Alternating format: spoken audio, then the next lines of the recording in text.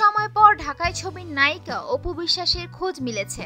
এখন পর্যন্ত কারোর সঙ্গে দেখা না করলেও এক সপ্তাহ ধরে লোকচক্ষুর অন্তরালে থেকে বিভিন্ন পত্রিকা, অনলাইন পোর্টাল ও টেলিভিশনের সাংবাদিকদের সঙ্গে কথাবার্তা বলছেন, এমনকি সাক্ষাৎকারও দিচ্ছেন।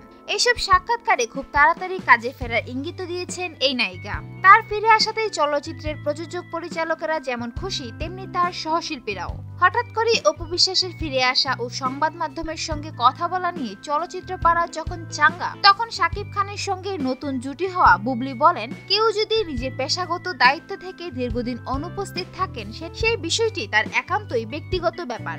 বুবলি বলেন, শুনেছি অপু বিশ্বাস 2-3 বছর আগেও একটানা অনেকদিন সিনেমা থেকে দূরে সরেছিলেন। এটা তার একান্তই ব্যক্তিগত ব্যাপার। তবে অপু বিশ্বাসের ফেরার খবরে শাকিব খানের নতুন জুটি বাঁধা বুবলি খুশি। বিষয়টিকে চলচ্চিত্রের জন্য ইতিবাচক হিসেবে দেখছেন এই নবাগতা।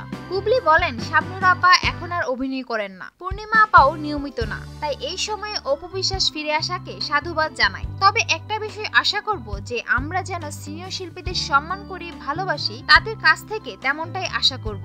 বড় শিল্পীদের কাছ থেকে তার হেরফের হয়েছে কি জানতে চাইলে বুবলি বলেন, শুনেছি অপু বিশ্বাস একটি সাক্ষাৎকারে মন্তব্য করেছেন, সংবাদ পাঠ শিল্পচর্চার মধ্যে পড়ে কিনা তা তার জানা নেই। বুবলি আরো বলেন, আমি অপুর এই মন্তব্যের বিষয়টি জানতাম না। শুটিং এ মোবাইলে ছিলাম, কয়েকজন সহকর্মী ফোন দিয়েছিলেন আমাকে, তারা অপুর এই মন্তব্যে কষ্ট পেয়েছেন।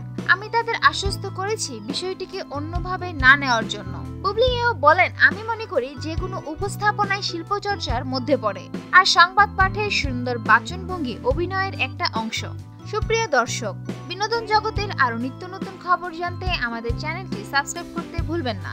লাইক, কমেন্ট, শেয়ার করে সঙ্গেই থাকুন। ধন্যবাদ।